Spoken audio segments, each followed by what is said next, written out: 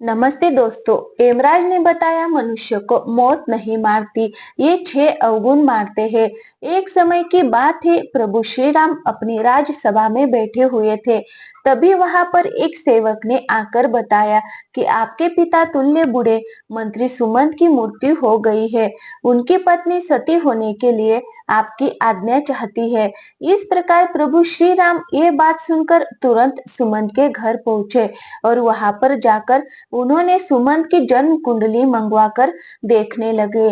जब भगवान राम ने कुंडली देखी तो पता चला कि सुमंत की आयु तो 90 वर्ष और 11 महीने की थी, जिसमें से सारी आयु तो बीत चुकी थी।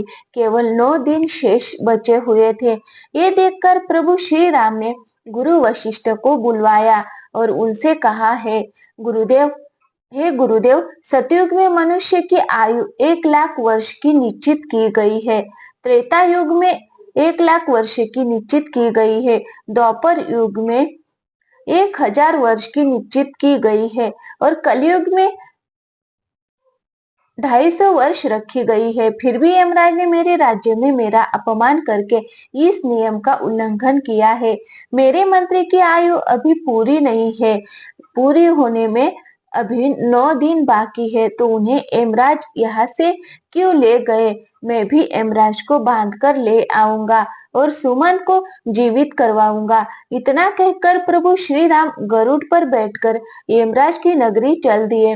तब रास्ते में उन्होंने पासों में बंधे हुए सुमंत को देखा, जिन्हें यमदूत ले जा रहे थे।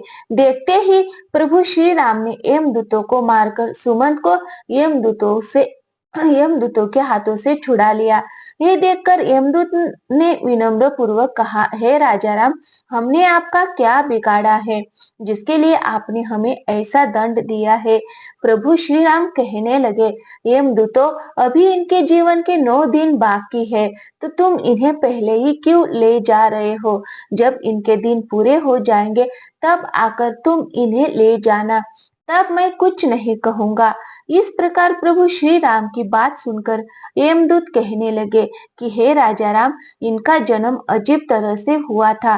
पहले दिन इनकी माँ की कोख से दोनों हाथ और मुख बाहर आए थे और धीरे धीरे उनके पूरे शरीर को बाहर आने में पूरे 9 दिन लग गए थे। शुभ मंत्रों से पंडित ने इनकी रक्षा की थी, इसीलिए इनका नाम सुमंत पड़ा। प्रभु, आप जो इनके 9 दिन बाकी बता रहे हो वो संदिग्ध है, इसलिए हमारा कोई दोष नहीं है। आप इन्हें व्यर्थ ही हमसे छीन रहे हो और हमको व्यर्थ में मारा है। इस तरह यमदूतों की बात सुनकर प्रभु श्री राम ने कहा, हे यमदूतों, जिस दिन माता के गर्भ से इनका पूर्ण रूप से जन्म हुआ था, वही जन्म का दिन माना जाएगा। जिस दिन इनका जन्म का उत्सव मनाया गया, वास्तव में वही जन्मदिन होता है। अभी इसके 9 दिन बाकी है।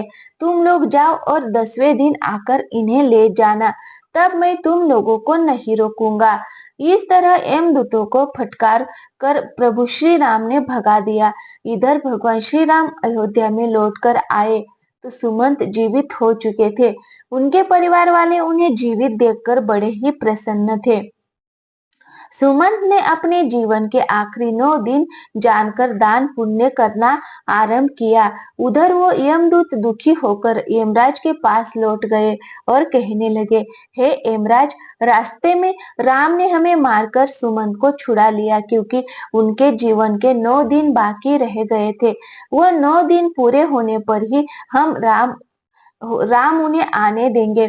इस प्रकार यमदूत के मुख से उनकी पराजय की बात सुनकर यमराज क्रोध से लाल पीले हो गए और उन्होंने भगवान राम पर आक्रमण करने के लिए इंद्रदेव, अग्निदेव, वायुदेव और जिस जिस देवता से भी सहायता मांगी, सब ने एक ही बात कही, यमराज, क्या तुम पागल तो नहीं हो गए हो जो विष्णु भगवान के साथ युद्ध करना चाहते हो?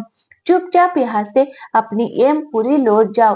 प्रभु श्री राम का तुम क्या कर लोगे? जब सबने यमराज की सहायता करने के लिए मना कर दिया, तो यमराज अपनी ही सेना लेकर श्री राम के साथ युद्ध करने के लिए अयोध्या को चल पड़े। वहां पहुंचकर चारों ओर से अयोध्या नगरी को घेर लिया गया। यमराज के द्वारा अयोध्या नगरी को घेरा हुआ देखकर प्रभु श्री राम ने लव को यमराज से युद्ध करने के लिए भेजा। भगवान राम के छोटे पुत्र लव और यमराज के बीच भयंकर युद्ध होने लगा। लव के बाणों से यमराज के सभी योद्धा क्षण मात्र में ही धाराशायी हो गए।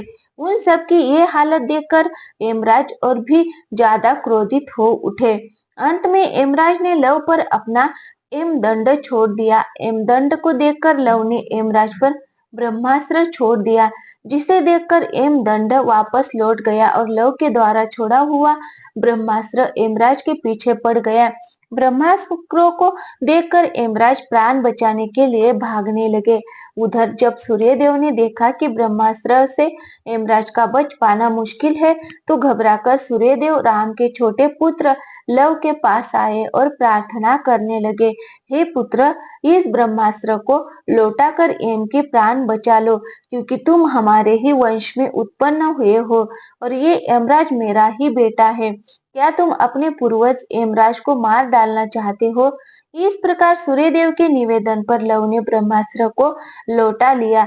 तब यमराज अपने पिता सूर्य को आगे करके ही श्री राम के पास गए। श्री राम ने सूर्य देवता का पूजन किया और यमराज ने श्री राम से क्षमा मांगी। युद्ध भूमि में जितने भी आदमी मर गए थे, उन पर इंद्रदेव ने अमृत वर्षा करके सबको जीवन दान दिया। उसके बाद श्री राम ने यमराज से कहा कि जब तक मैं अयोध्या नगरी पर शासन कर रहा हूँ, तब तक तुम उन्हीं मनुष्यों को अपने लोक में ले जा सकते हो जिनकी आयु पूर्ण हो चुकी हो। उसी दिन से भगवान राम ने पूरी पृथ्वी पर ये घोषणा करवा दी कि आज के बाद कोई मनुष्य अपने नित्य कर्म को ना छोड़े, ब्राह्मणों का कोई अपमान ना करे, किसी के साथ द्वेष भाव ना रखे, कोई किसी के धन को ना चुराए और अगर धन चुराए तो उसे दंड मिलेगा। दुराचार को कड़ा दंड दिया जाएगा। धर्म कर्म सदा होता रहे। यदि किसी की अकाल मृत्यु हो तो तुरंत हमारे पास लेकर आए, उसे तुरंत जीवित किया जाएगा। यमराज को भगवान श्री राम ने ये सख्त निर्देश दिया था कि हमारे राज्य में कभी भी किसी की अकाल मृत्यु नहीं होनी चाहिए। तब यमराज ने कहा, हे प्रभु, मैं तो वैसे भी किसी को नहीं मारता हूँ, सब अपने कर्मों से ही जन्म और मृत्यु पाते हैं। मैं तो निमित्त मात्र हूँ। आयु पूर्ण होने पर मिलने वाली मृत्यु और अकाल मृत्यु का प्राणी स्वयं ही कारण होता है, इसमें किसी का कोई दोष नहीं होता है। मुझे तो आपने माध्यम बनाकर जो जिम्मेदारी सौंपी है, मैं तो उसी का पालन कर रहा हूँ। जन्म देने वाले और मारने वाले तो आप ही है। आपके द्वारा निश्चित किए गए समयावधि में से मैं तो किसी के जीवन में एक क्षण ना ही घटा सकता हूँ और ना ही बढ़ा सकता हूँ। ये तो आपके हाथ में है प्रभु। आप चाहे तो मृत्यु का समय पूरा होने के बाद भी प्राणी को आयु प्रदान कर सकते हैं। आप चाहे तो उसे समय से पहले भी मृत्यु प्रदान कर सकते हैं। आप चाहे तो ब्रह्मा के लिए हुए लेख को भी बदल सकते हैं और आपने ये किया भी है। आपके राज्य अभिषेक के लिए वशिष्ठ मुनि ने शुभ मुहूर्त निकाला था, फिर भी आपने राजा ना बनकर वनवास धारण किया था। सब कुछ आपकी इच्छा के अनुरूप ही होता है प्रभु। सुख दुख, जीवन मरण, लाभ हानि मनुष्यों के स्वयं कर्मों की उपज होती है। ये 6 अवगुण मनुष्य की आयु को क्षीण करती है। अभिमान, व्यर्थ का बोलना, त्यागहीनता, क्रोध, उदर वृत्ति, दोष से विद्रोह, ये 6 अवगुण तीखी कटार है जो मनुष्य की आयु को घटाती रहती है। यही अवगुण मनुष्य का वध करती है दोस्तों। रावण, कंस, कुंभकर्ण, मेघनाथ, इन सबको मृत्यु ने नहीं मारा, इन्हें मारा था उनके अभिमान ने। शिशुपाल, दुर्योधन, शकुनी, कर्ण को मृत्यु ने नहीं मारा, इन्हें मारा था इनके बड़े बोलेपन ने। जो अपने दोषों को नहीं त्यागते, उनमें लिप्त बना रहता है, उसे उसके दोष ही मृत्यु के समीप पहुंचा देते हैं। क्रोध ऐसा राक्षस है जिसके सर पर बैठ जाए उसकी बुद्धि और विवेक खो खा जाता है और क्रोधवश ऐसा कर जाता है जो मूर्ति तक स्वयं ही पहुंच जाता है। मनुष्य खाने के मामले में कभी-कभी वो इतना गिर जाता है कि अच्छा बुरा कुछ नहीं देखता। जो खाने योग्य वस्तु है उसे भी और ना खाने योग्य वस्तु है उसको भी खा जाता है। तृणा के जहरीले पदार्थों का सेवन करने से अपनी आयु को क्षीण कर डालता है। इसमें मृत्यु का क्या दोष है?